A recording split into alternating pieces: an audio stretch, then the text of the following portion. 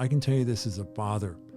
I had a conversation with my son one time about, you don't know what it's like to be an addict and to suffer. And I said, right. And you don't know what it's like to be the father of an addict and not know whether your child's dead or alive, or where they are, or whether they're ever going to overcome this. So, and I can tell you, I tell our folks, as a father, I can tell you this: I longed to be restored to my son. I longed to be restored to him.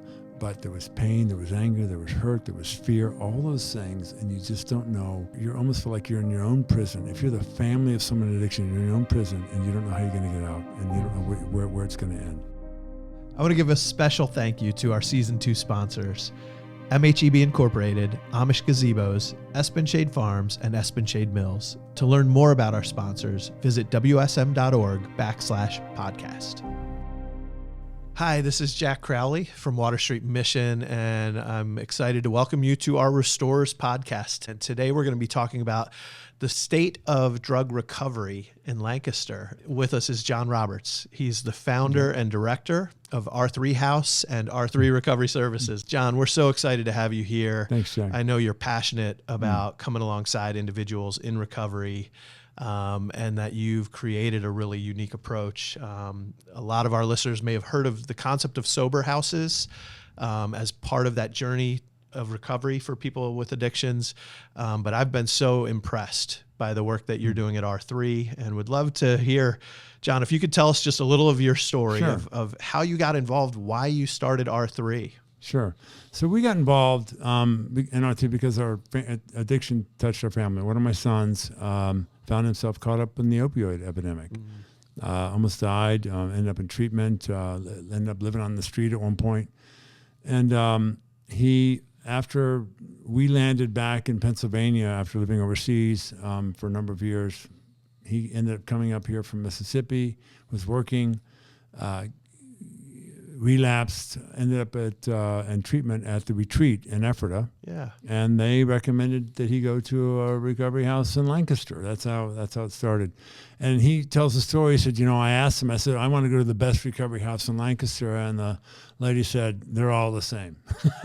So it doesn't matter where you go, just pick one. So he ended up going to one. We visited him. He ended up in another one, and we visited him there. And it was just a dark, depressing place. Yeah. There were 13 guys living in one small row house, one bathroom, and it was dark and dank. And we went and visited him there. Met one of his roommates who 2 weeks later died of an overdose. And we just felt like, hey, we got to do something. No wonder people have a hard time getting sober and staying sober and living like this. If your environment is not safe, if it's not quality, if it doesn't communicate any sense of that you have any value, then why would you value yourself enough to continue the fight of addiction? And there's a number of different sober houses, and I think the quality varies. If we're totally honest, there are some that are smaller scale that are probably healthier environments, and others that 13 people in one row home with one bathroom. How you're going to manage that to be a really safe and engaging and inviting place for people is going to be difficult, right? It's very difficult, and also you have to look at the motivation of the person who owns it and started it, what their motivation is, and are they involved? Are they engaged, or is it just an investment property? And this is a way to maximize their investment. Yeah. And so it just depends. It seems attractive on the surface because everybody in the house is committed to recovery, right? We're all committing to stay sober. We're on this journey together, so it seems, but we don't know the quality from one to the other. Right, and also it also depends on whether one of the key things about sober living is that it's sober living, and that everyone in the house is sober, and that may or may not be the case depending on the organization or what's going on or the ability to manage it. Especially if you're what I would call a remote landlord, right? If you're an absentee landlord, so when we looked at it, we first said we want to be involved in the day-to-day operation of it, and we're not going to just buy one, open it up, and leave. And we talked to a lot of people before we did it, and the consistent theme that we also was looking at was that people who open them, they may have a child who was either suffered with addiction and is okay, or they died, and they were so moved that their community, their church, whoever, they went out and bought a place. It was very nice. They opened it up, and then that was the last day there was any investment in it was the day that it opened. And they handed it over to someone to run. because they would say, well, we don't know how to do this. How to do it. Yeah. And then it just started going downhill from there. Yeah. And so, and then other people, they're in recovery. They recognize, hey, there's 8 or 10 or 20, 15 guys living in a place. We can, they add up the money. Go, hey, we can make money on this. Let's go rent a place and do it. And so, it just depends on the motivation. Yeah. And some great motivation starts off great, but then it falls off, and because it's a tough business, and it's tough to keep the quality going, and et cetera. So when we looked at it, we said we want to be involved, and it's got to be able to support itself, so I can continue to invest in it and grow it, and maintain quality. Yeah, and I mean, I've had the chance to tour a couple of your properties, know individuals who have stayed there, and I can tell you and to our listeners just how impressed I am. One of the things that we bonded over right away after you came to visit Water Street and I visited R3 was just the desire to create a space that communicates dignity and value to the individuals who are living there. We've worked really hard to try to create that here at Water Street, even in our congregate living spaces. We want them to look nice. We want them to feel comfortable. We want our guests to recognize that they have value and dignity and worth when they come in the door.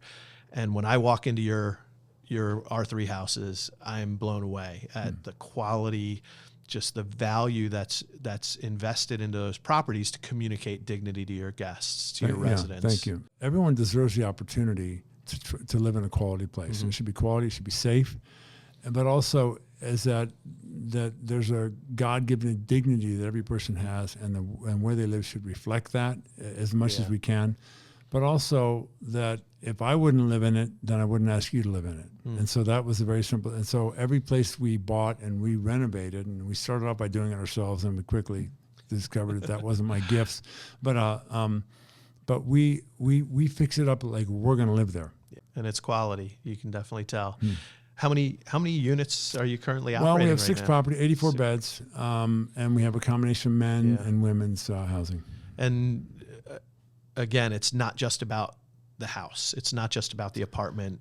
I know you've done much more than that, because you see this journey that your residents are on, that it's not just like, oh, if I have a safe place to live and I'm around other people who say they're committed to recovery or sobriety, that's the magic formula. There's more to it than that. It's a lot more than that. It's funny because I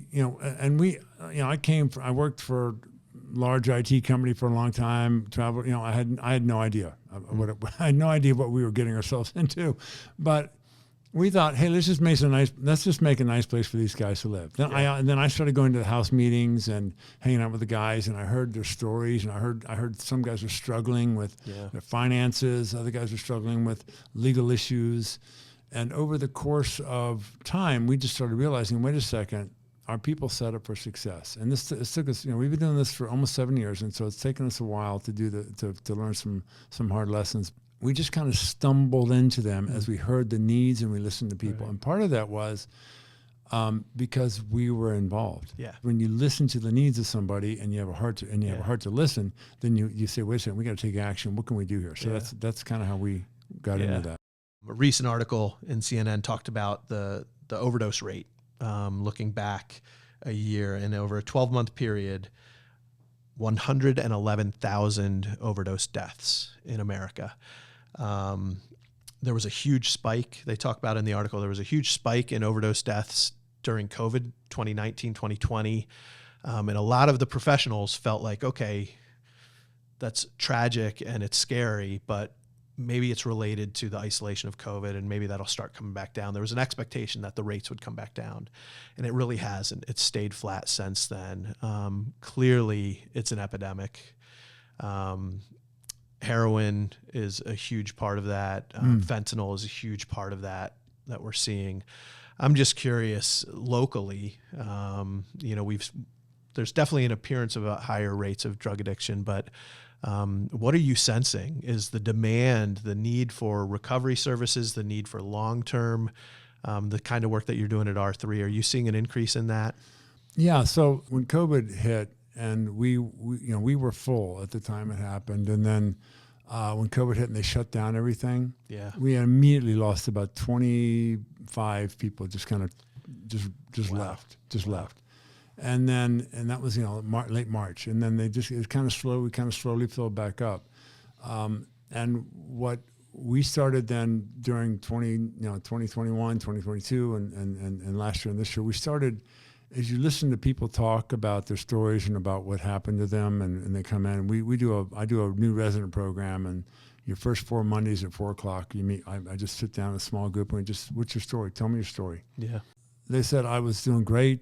COVID came along. I was isolated. I relapsed, and it's been a problem. It's been a cycle since then. There's also been a huge spike from what we can tell also in the mental health crisis related to that, related to some of the isolation, but also then just I think just in general, if you look at just I think it's more than just COVID. It's the resulting societal impact of COVID and all of the things that happened from the George Floyd situation to some of the violent political situations we've had, and all those kind of things have led to, I think, just a higher sense of angst and a sense of isolation, loneliness, and mental health issues that seem to be feeding this epidemic, because it has jumped a lot. When I first got into 2017, I believe the numbers were around 68 to 70,000 a year at that point. That sounds about right. Yeah, and so now we're talking 40, 50,000 deaths more per year,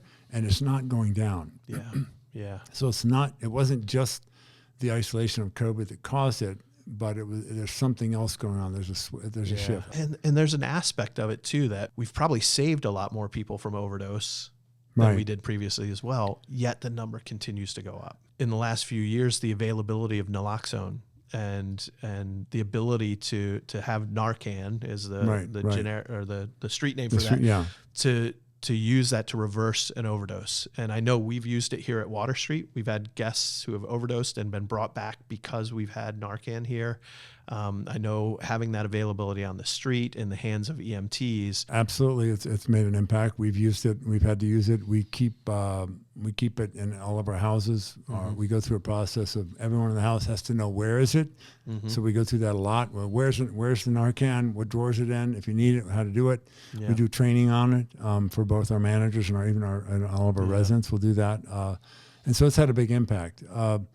And that's an important one of the important tools of reversal. Yeah. We've had 55 to 65 people who've been with us who've left and have later died. Yeah. And one example of a story is a young kid who was with us. He was a sweet kid. I hired him, and he did landscaping. He planted a couple of trees in our back lot right next door. And every time I park, I think about him. He was from Baltimore. He went home. He left us on Friday. He left us on Wednesday, and Friday he was dead. The story we heard from his family was he gotten some Percocet on the street, and it was laced with fentanyl, and he took it and he died. Yeah. And so it's the numbers are staggering. The numbers are big, but the numbers to me are very real because I can point to the people who we know, who we love, who are gone. I want to shift again, and this time talk a little bit about one of the other barriers to the work that you do and that we do, and maybe even for our guests, your residents, as they try to take that next step, because the end goal isn't for them to live in an R3 house permanently. Right. It's a season where you want to help equip them, strengthen them so that they can move out on their own and have those internal resources and relationships to succeed. But there's stigma around individuals who have addictions, who have experienced addictions, especially if they've dealt with it to the level of having to go to rehab multiple times.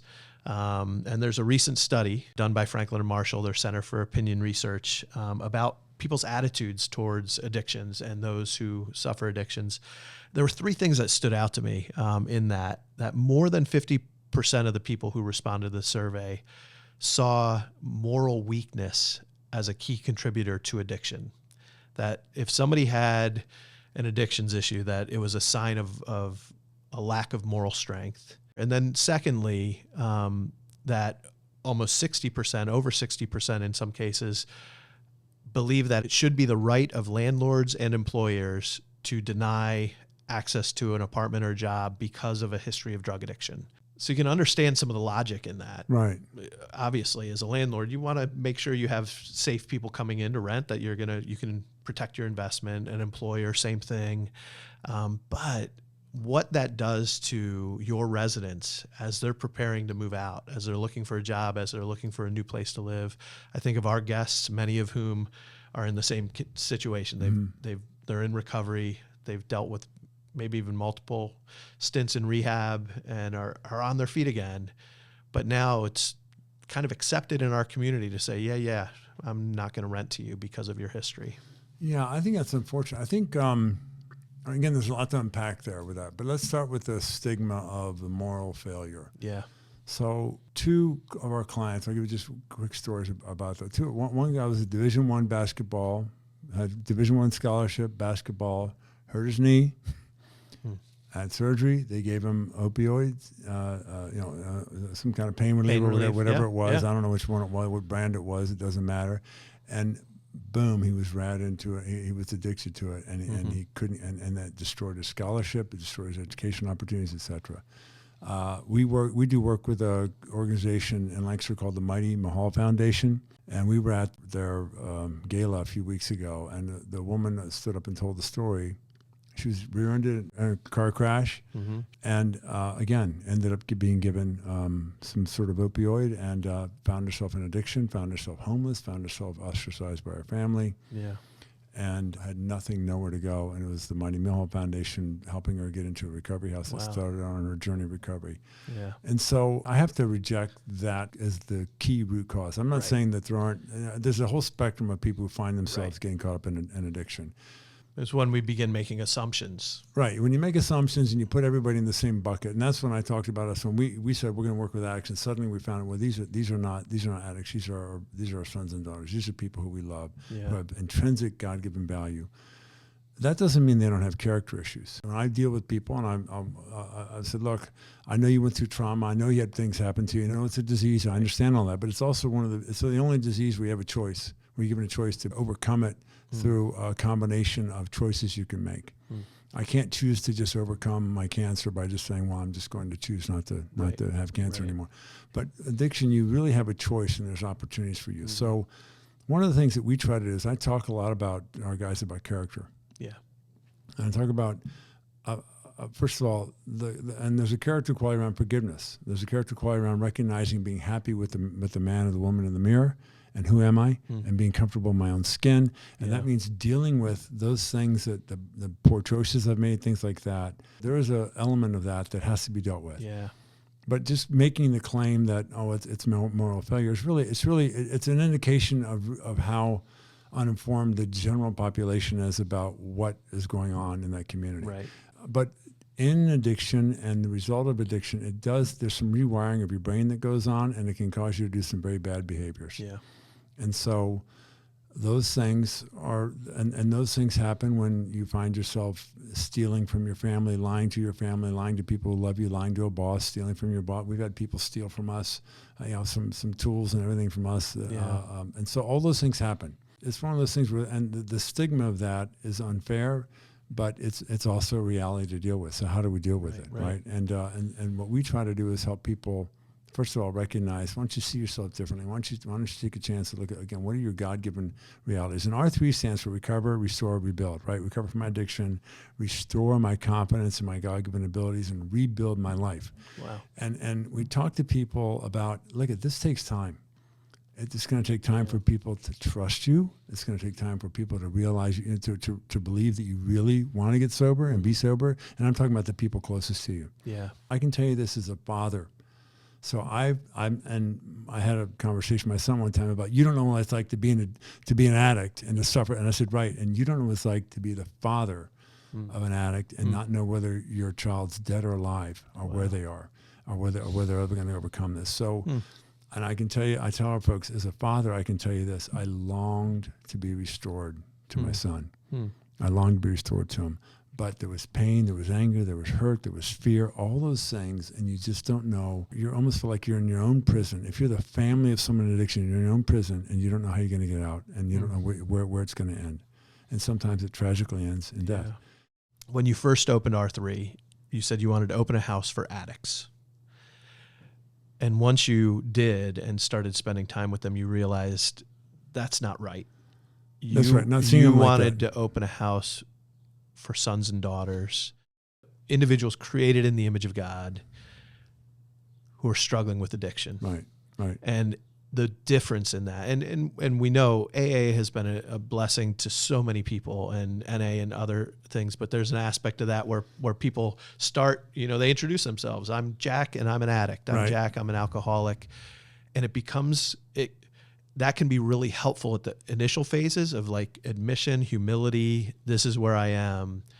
But if that becomes your identity, and I know my pastor, who's been in recovery for over 30 years, it's like, I am not an alcoholic. I'm not an addict. I'm a child of God. Right. I've struggled with this, and I will continue to always be in a battle, but that's not who I am. And it starts with that identity. And I think it does. you've seen There's that. an identity, and learning to see yourself as someone has intrinsic value, a God-given value, and also, and I mentioned we do these seminars, these empowerment workshops, and everyone's introducing themselves. And I'm an addict, and my wife said, "Can I just ask a question? Why are you guys all describing yourselves as an addict? You're more than that." And I think there was literally a few light bulbs that went on around the room when we talked about that, because if that's it just goes, people say, who are you? Oh, I'm a banker. Oh, I'm a race car driver. I'm a thief. There are activities that we do that might describe how we spend our day, but that shouldn't be who we are necessarily. Yeah. And it goes also for those people who are suffering with addiction. And going back to the stigma and going back to jobs and all that. The challenge of how do we take next steps if there's this community stigma around who I am. And we coach people even on job interviews. I said, look, you don't have to show up, walk in the door and say, hey, I want you to know I'm an addict. I said, that's none of their business. That's a medical situation and a personal situation you're dealing with. You don't have to lead with that. I know you want to be honest and you don't want to hide, but that's not necessarily what you should lead with. You should lead with, hey, I've got 10 years of experience as a claims underwriter, as a pilot, or as a lawyer, which lots of people are some of the folks we deal with are a lot of folks in the trades as well. Yeah. And deal with your skill level and deal with those kind of things and who you are, not with walking in and saying I'm an addict. So I want to share a quote with you and hear your thoughts on it. It was from a TED Talk from several years ago. That's really, I think, shifted some of the thoughts around addiction by a guy named Johann Hari, or Harry. I'm sure I butchered that. It was fascinating, and it was talking about studies on people with addictions, but some medical studies that were done with rats and access to drugged water versus clean water and what was learned through that. But the conclusion that he shared, and I think has been shaping in how we work with people with addictions, is that the opposite of addiction is not sobriety. The opposite of addiction is connection. And that was birthed out of this study that showed that rats in an isolated environment and who had access to clean water or drugged water with cocaine or heroin, they tested it both ways, would almost 100%, they would use the drugged water to the point of death. Almost 100% of them when they were in isolation. But rats that were in an environment with access to cheese and other rats and obstacles to navigate and kind of like in a social environment who had same access to that water, almost 0% even used the drug. They might try it once, but they wouldn't go back to it at all. That where they had social engagement, where they had connection, and we are not rats. But rats are social creatures, humans even more so, created for connection. When you hear that phrase, the opposite of addiction is not sobriety, the opposite of addiction is connection. What comes to your mind? Well, I don't know that you can just make the assumption that all I have to do is have a connection, no one's ever going to relapse or no one's going to ever die again. I think it's probably a little bit deeper than that, but one thing I can tell you that we focus on, and I share with the folks who come in, I said, look, there's a place in the Bible that says God, during the whole creation story, God looked at man and said, it's not good for the man to be alone. Right. And we talk a lot about that, and we talk about the fact that we're a community. Mm-hmm. And to the extent that you get involved in the community, you're engaged in the community, and you make friends here of other people who are fighting. And we talk about also, listen, we're like the movie, if you remember the movie, The Band of Brothers. So we're a band of brothers here fighting something that wants to take your life, wants to take everything from you and give nothing back. And so when you have a brother or a sister next to you who is fighting the battle with you, then there's strength in that, and there's strength in the community, as long as that person also is committed to their sobriety and you're working it together. The thing that we recognize is community, engagement with the community is absolutely critical. And so we talk about community, but it's absolute connection. And it's the same thing. To me, it's the same thing. And so we have guys that hang out, they go to the gym together, they go to meetings together. They literally will talk about, hey, let's get some fellowship together, and when they do that, there's a true sense of friendship, camaraderie, and we see that makes a big difference. And we've had guys tell you, we've had guys say, I've made lifelong friends here, and I was scared to death when I showed up. I met some guys and I connected with them. I met some women, I connected with them, and they are now my lifelong friends. And so that absolutely is an impactful, but it's not the answer. Right. It's part of a broader set of. No, that's good. That's a good insight. And we've heard that again and again from our guests as well. The fear of moving out from Water Street and doing it alone. They know they need connection. They know they need relationships and community, and it's such a critical part of staying on that right path. It's not the only answer, but it's part of the answer. John, I appreciate you being here today. Thanks what for having a robust conversation. So many great insights that you've learned through your years helping with R3. Thanks for sharing with us. Hopefully you as listeners have gained a little bit from your time with us today. Thank you for joining us. Thank you for listening to the Restorers podcast.